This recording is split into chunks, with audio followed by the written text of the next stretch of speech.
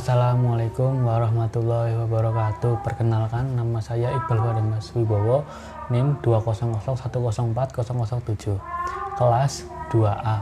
Di sini saya akan mempresentasikan tentang sejarah Angkatan Balai Pustaka. Nah, kalian tahu nggak apa itu Balai Pustaka? Balai Pustaka adalah sebuah perusahaan penerbitan dan percetakan milik negara. Pada tanggal 14 September 1908 terbentuk komisi khusus bernama Balai Pustaka. Sejak saat itu, Balai Pustaka dijadikan sebagai pusat kegiatan mengarang.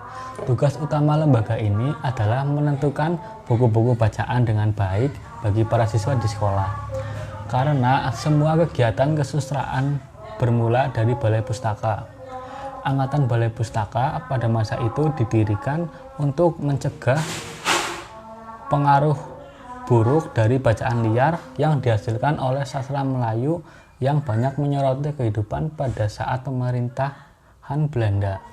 Selanjutnya, saya akan membahas tentang ciri khas Angkatan Balai Pustaka. Yang pertama, bersifat deduktif, yaitu berpengaruh pada gaya penceritaan dan struktur penceritaan semua ditunjukkan kepada pembaca untuk memberikan nasihat. Yang kedua, bercorak romantis atau melarikan diri dari masalah kehidupan sehari-hari yang menekan. Yang ketiga, permasalahan adat, terutama adat kawin paksa, permaduan, dan sebagainya. Yang keempat, pertentangan paham antara kaum tua dengan kaum muda. Kaum tua mempertahankan adat lama, sedangkan kaum muda menghendaki kemajuan menurut kehidupan yang modern. Yang kelima, latar cerita. Pada umumnya, latar cerita ini berada di daerah pedesaan dan kehidupan daerah. Misalnya, novel Siti Nurbaya memiliki latar tempat di daerah Padang. Yang keenam, cerita bermain pada zaman sekarang, bukan tempat dan zaman antah berantah. Yang terakhir, yang ketujuh, yaitu cita-cita kebangsaan belum dipermasalahkan. Masalah masih bersifat kedaerahan. Selanjutnya, saya akan membahas tentang pengarang pada masa Balai Pustaka beserta karyanya yang terkenal. Yang pertama, Merari Siregar dengan novel yang berjudul Azab dan Sengsara yang dibuat pada tahun 1920.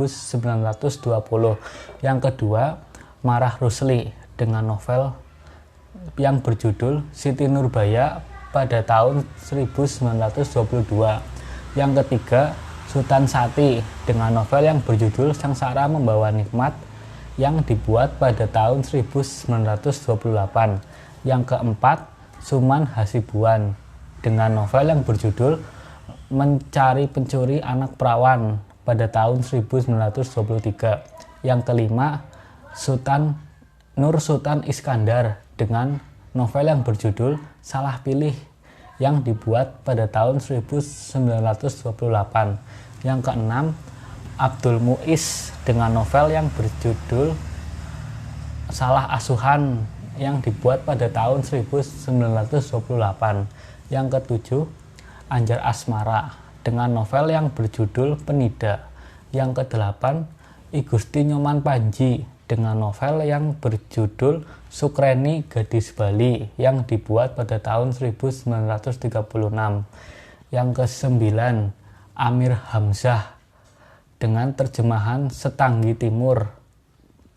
Dan yang kesepuluh, Asrul Sani dengan karyanya yang berjudul Tiga Menguak Takdir bersama Kharin Anwar dan Rifai Apin pada tahun 1950. Selanjutnya, saya akan membahas tentang hubungan Nota Ringkes dengan bacaan liar pada masa Balai Pustaka. Nota Ringkes dapat dikatakan sebagai kritik sastra karena menjadi pedoman penulisan karya sastra yang antara lain berisi aturan tentang keharusan bersikap netral terhadap agama, memperhatikan syarat-syarat budi pekerti yang baik, dan menjaga ketertiban dan tidak boleh berpolitik melawan pemerintah sesuai dengan politik pada masa itu. Seperti yang Anda ketahui, bacaan liar yang dimaksud adalah buku-buku bacaan yang mempunyai corak realisme dan sosialis yang diterbitkan bukan oleh Balai Pustaka. Karena Balai Pustaka sebagai penerbit yang dikelola oleh pemerintah yang menetapkan aturan-aturan yang telah disetujui pemerintah kolonial. Peraturan ini dikenal dengan Notarinkes. Pada periode Balai Pustaka, penyebaran sastra sebagai bahan bacaan tidaklah bebas, sehingga muncul Notarinkes dikarenakan Balai Pustaka sebagai penerbit yang dikelola oleh pemerintah yang menetapkan aturan-aturan yang telah disetujui oleh pemerintah kolonial pada masa itu. Nah, itu penjelasan Balai Pustaka menurut saya. Apabila ada kesalahan, mohon dimaafkan. Semoga Anda mengerti tentang angkatan Balai Pustaka. Jangan lupa like, komen, dan subscribe.